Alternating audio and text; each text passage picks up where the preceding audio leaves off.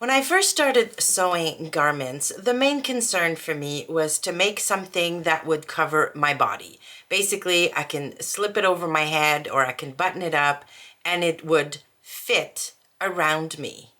After a while, though, I learned that there are some adjustments you can make that just elevate the garment. In today's video, I'm going to cover 3 of those fit adjustments that I try not to skip anymore. Hi, I'm Izzy, and if you're new here, this channel is all about sewing. Sewing garments that fit us well, sewing garments that fit our style, just sewing nice, polished garments. All right, so let's talk about the first adjustment I try not to skip. And the only times I've ever skipped it, I lived to regret it. And I'm talking about a narrow shoulder adjustment. Now, before I start talking about the adjustment, let's talk about selecting the right size to begin with. So when I first started sewing, I would get a pattern, look at the body measurements, and then based on my bust, waist, or hip measurement, or hand and hip measurements, I would choose my size. Now, most pattern designers out there are a few exceptions, they design for a B sewing cup. And what a B sewing cup is basically a 2-inch difference between your high bust measurement, so basically what you measure over your bust, and your full bust measurement. I am not a B cup. I have a 5 to 6 inch difference between my high bust and my full bust. So when I was sewing and picking the size based on my full bust measurement, they always turned out way big. So that's the first thing. Pick your size based on your high bust, which is what I always do now, unless the pattern designer offers bust cup sizes. Like Cashmerette, for example, she goes all the way up to an H cup. So in her designs, I pick the pattern size that fits the body measurement that she puts out for a GH cup, which is what I have. So once you understand that little concept and you pick the right size, some of us have narrow shoulders, some of us have broad shoulders.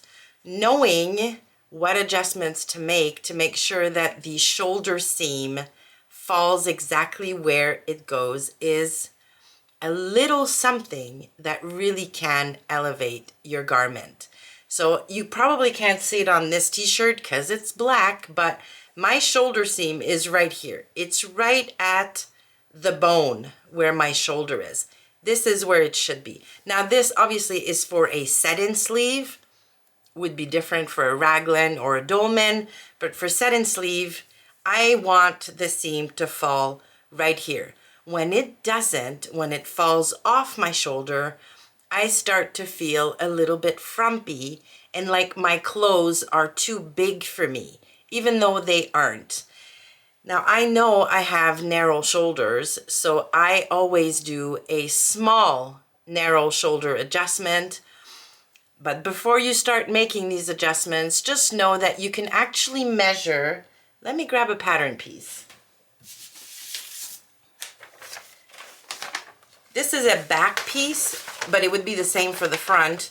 You can measure the shoulder here minus the seam allowances to see where this would hit you on your own body. So measure where the top is supposed to end all the way to that bone on your shoulder. Compare that to this measurement and then decide whether or not you need a narrow shoulder or wide shoulder adjustment. The shoulders are where your garment basically hangs from. The look of it, how it hangs, where it hits you, it all starts from your shoulders. Definitely worth an investment of time learning how to make one of these and then making them when you need them. The problem is that each designer, I sew mostly indie patterns, and most designers don't use the same block, right? So they don't start from the same shoulder measurement for the same size. So as you change pattern companies or designers, you may need to recheck whether or not you're going to need a narrow shoulder. The good news is, though, if you tend to stick with the same company over and over and over again, you can pretty confidently decide to go with or without the shoulder adjustment based on whether or not you needed one the last one you made one of their patterns. So yeah, that's the first fit adjustment that I try not to skip because, like I said, when the shoulder seam is all the way down my arm, it just makes me feel incredibly frumpy. The second set of really simple adjustments I try to make on most patterns I make now are length adjustments. And I'm not talking about just the full length, so where it hits me either at the ankle or the knee or whatever.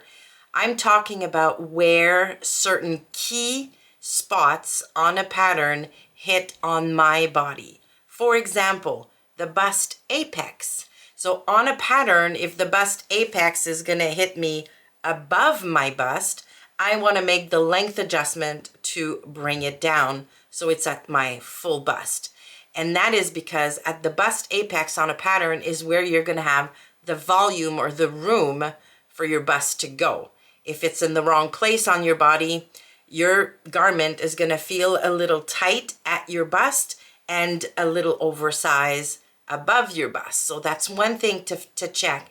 And you can easily check that either by putting the pattern piece in front of you and then taking a pen and marking the apex on the pattern, or measuring from your shoulder to your apex, doing that on your body, doing that on the pattern piece. Super easy. And then you can look up, Google it. There are a ton of tutorials out there for lowering or raising a bust apex on a pattern. The other length adjustment that makes a huge difference is where the waist on the pattern is going to hit you. Now, if this is a boxy, oversized garment, probably doesn't matter all that much, but if it's slightly fitted, or if it's got shaping at the waist, you want to make sure that the shaping here lands at your smallest point. And that may not be where the designer intended for the waist to be. So if we go back to my trusty little pattern piece here, again, this is a back piece, but you would typically have a notch at the waist. And in this case, I even have a fisheye dart. Now, these dots here indicate where my waist should be. So if my waist is not here, again, it's going to look like it's not going to hang properly on my body because these key areas are not in the right place. So definitely take the time to either make a muslin of a garment you're trying to make for the first time or from a brand new company, and determine if the waist, the bust apex, the hip, even if it's a dress or a pair of pants, is hitting on your body, like in the right place on your body, basically.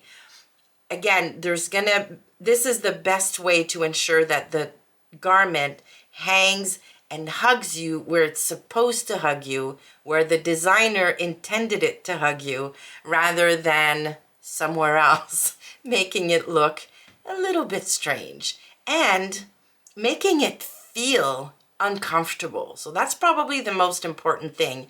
When you make these minor adjustments in length, your garment will be more comfortable. The final adjustment I almost never skip anymore is a full bust adjustment.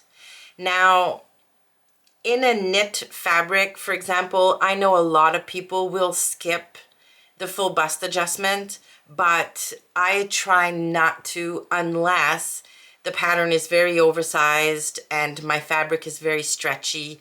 Then I may get away with it. Now, what is a full bust adjustment, you may ask? So if I'm making a pattern designed for a B cup and I am an F cup, I'm going to need to do a full bust adjustment, which basically means you are adding volume just at the bust. Depending on the method you're choosing to do your FBA, you may also add width at the waist and hips, But really the goal of the full bust adjustment is to add volume or room in the front only. Now, most people, or I don't want to say most, a lot of people choose a pattern size, like I said at the very beginning of this video, based on their full bust measurement.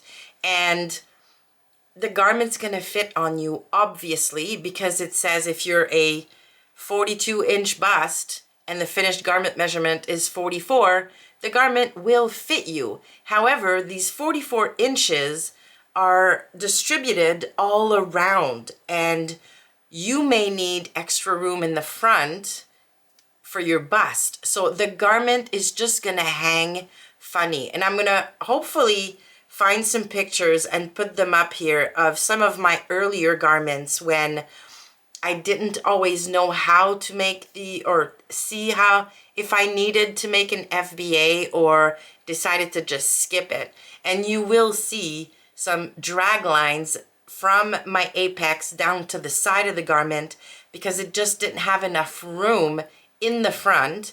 Also causes issues in the back because the front piece is basically borrowing fabric from the back. So your back looks tight, your front looks tight. It's not a very polished look, in my opinion. Not the kind of look I want when I make garments. So the full bust adjustment, if you are busty or if you have a full bust, anything over a C cup, I would say, it would be such a good investment in time to just learn how to do a proper FBA. You can Google how to make one. There are a ton of different methods and tutorials out there for that.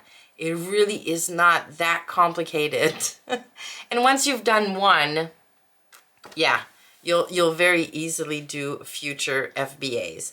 So highly recommend, if you're busty, just get into the habit of making sure you know what bust cup the designer designs for, and then getting yourself ready to do an FBA if it's a woven, slightly fitted top. And even if it's not a fitted top, believe me, it's just gonna hang better if you do a full bust adjustment. So those are 3 fairly easy fit adjustments I try to make now on most of my garments. Now, am I gonna say I always make them no matter what? No. Sometimes, you know, if the shoulder seam is gonna be off my shoulder by 1/8 of an inch, yeah, I'm gonna live with it. What I don't want is a shoulder seam halfway down my arm, basically. FBAs, I try to do them now just because I find the garment just looks a lot better.